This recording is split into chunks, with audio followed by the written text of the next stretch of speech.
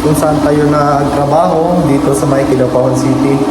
So, nahirapan tayo kanina sa motor kasi kinarga ko yung compressor. So, medyo mahirap. So, kinakaya pa rin natin mga babayan para sa ating trabaho. So, kailangan kasi ng compressor para tulong sa pagpipintura ng open cabinet ni ma'am. So, hindi kasi pwede i-brush yun kasi pangit pag brush yung gagamitin. So, kailangan talaga ng air compressor. So, dala ko na ngayon dito. So, salamat at kahit mahirap, nakarating pa rin tayo dito sa ating site. So, ayan at ano tayo ngayon, trabaho. So, magliliha ako. So, lilihain natin ito ng maayos yung dito sa may pintuan. Pati doon sa baba ng cabinet. So, kita ko lang po yung mga compressor na dala ko kanina. Tapos liliha ko mo ulit yan. So tapos naman naliha ito niya ito. So liha ko ulit to. Yung mga yan. So pagkatapos at dito na. Yan po yung compressor oh. So magsisimula na po dito. Ayan, i-sprayhan na po ito ngayon.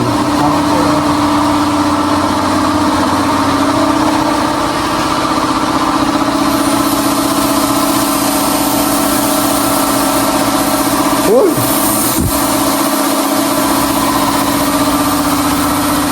Ayan, may ano na, background.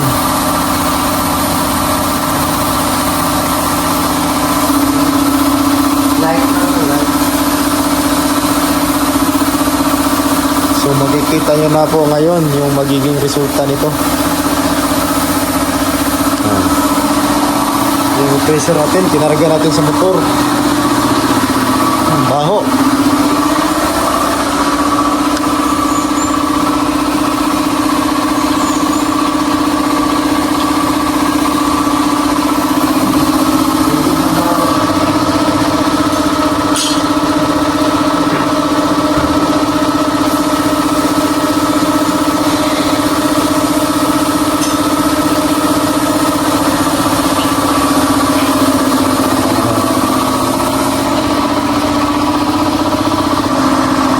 Na.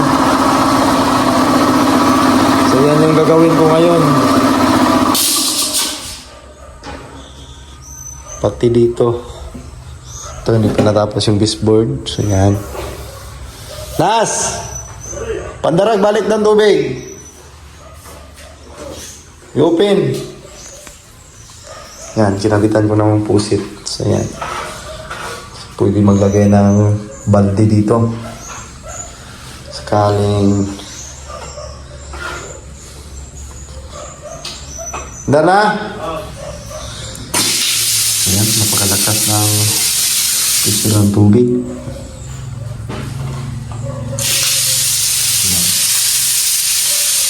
Tapos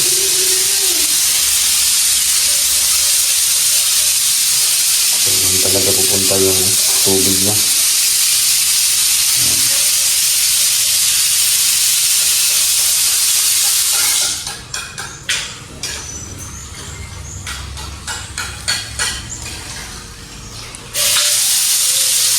So, yan na po yung resulta mga babayan, pero hindi pa po ito tapos. Ayan. So, para siyang kahoy. Ayan. Hindi pa po tapos yan.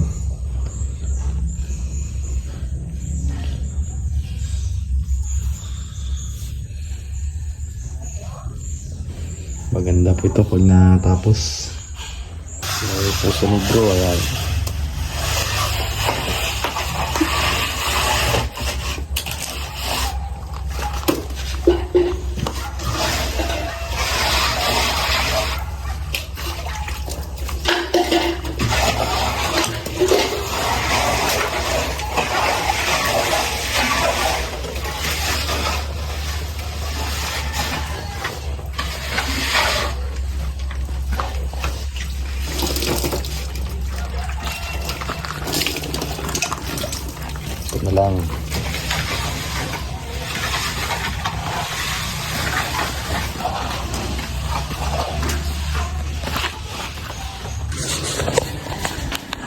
Mga sis, mga tay, mga sis, mga tay, nandito si Baby Team Panday.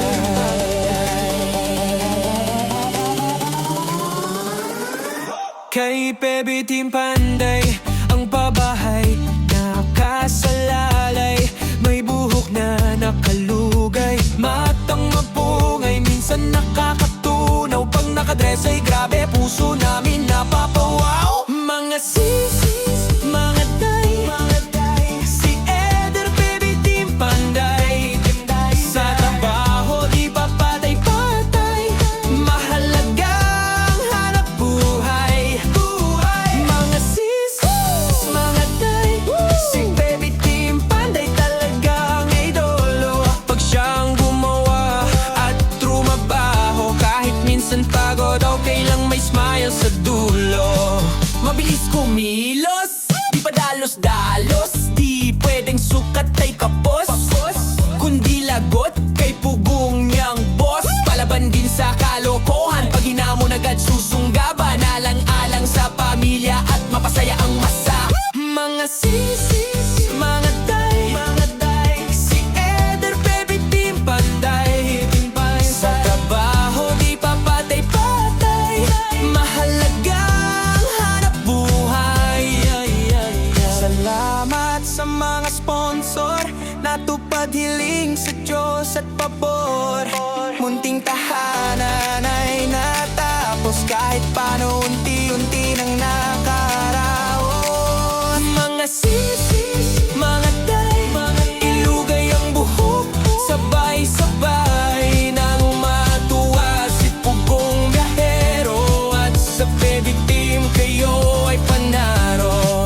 Mga sis, mga tay, ilugay ang buhok, sabay-sabay nang matuwa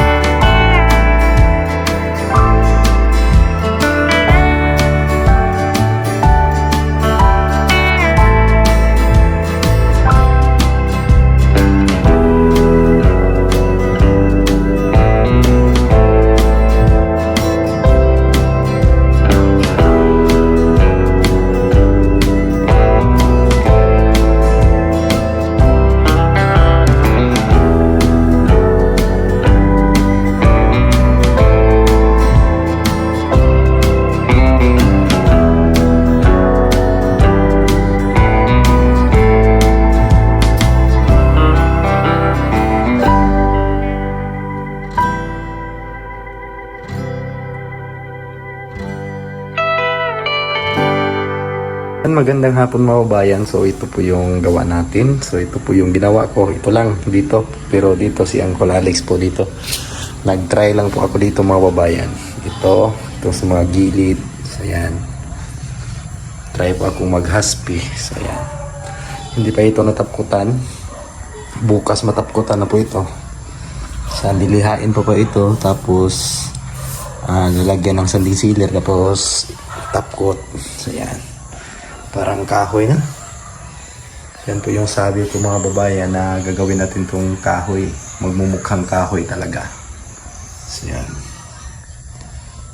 Yan.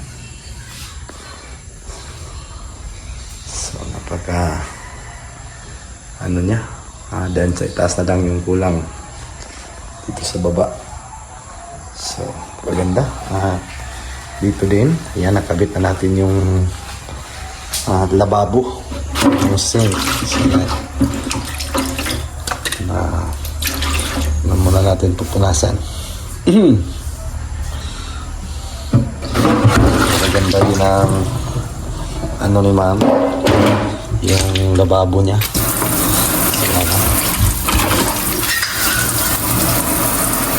Maganda rin. Pwede yung mga lumi, mga alikabok.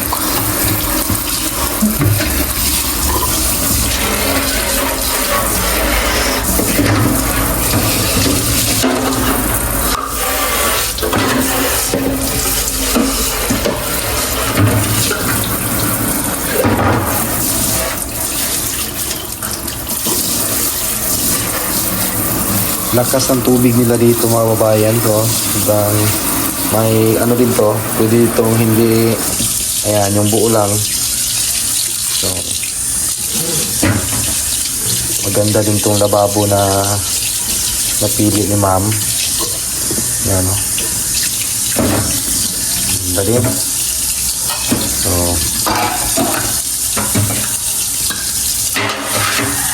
ayan. So nag-grout ko na po ito. Bukas ko na lang po ito lilinisan kasi ano pa, basa pa po yung grout. Ayan, baka matanggal. Ayan, at dito sa mga gilid, ayan o, zero po yung ano natin. Yung tawag doon, yung kanto, ayan. At may kunting ano lang yan. So nilagyan natin ng epoxy para hindi tutulo doon sa ilalim. So yan o. Yan, napakaganda. Libil. So libil na libil po yung sink. So bali ano na dito. Malapit na talaga. So dito yung mga gamit. Ayan, nagkalat pa. So na-transfer kasi lahat kasi dyan yan nakapatong. So dito na nailagay kasi ano na, inaayos na yung kitchen dyan para pagdating ng cabinet wala nang sagabal. So dito rin, ayan, kapag primer din ako dito. So yan, hindi pa po ito na lagyan ng gloss, primer pa po ito. So lilihain ko pa ito bukas. Yan, tuyo na siya. Yan. Susukatan na natin to para magawa na ng pintuan. So yan. So ganda.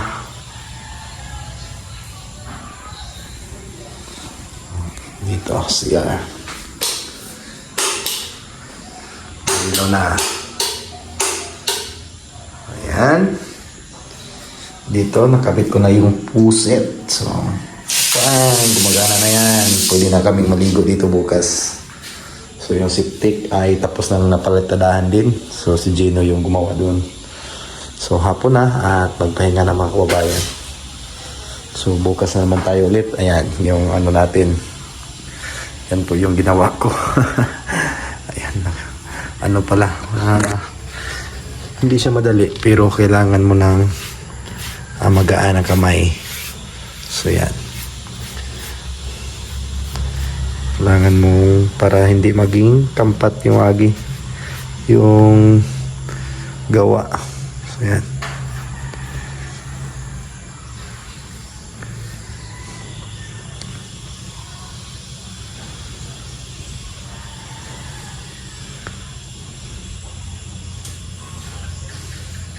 Ayusin natin baka mapagalitan tayo ni Boss Amo.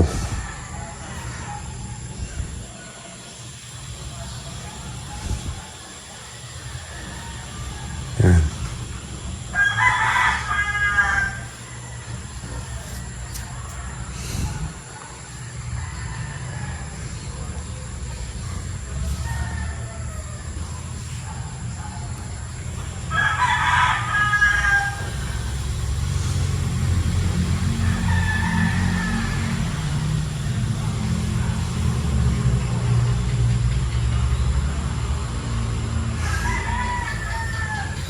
Oh, para din siyang tunay talaga.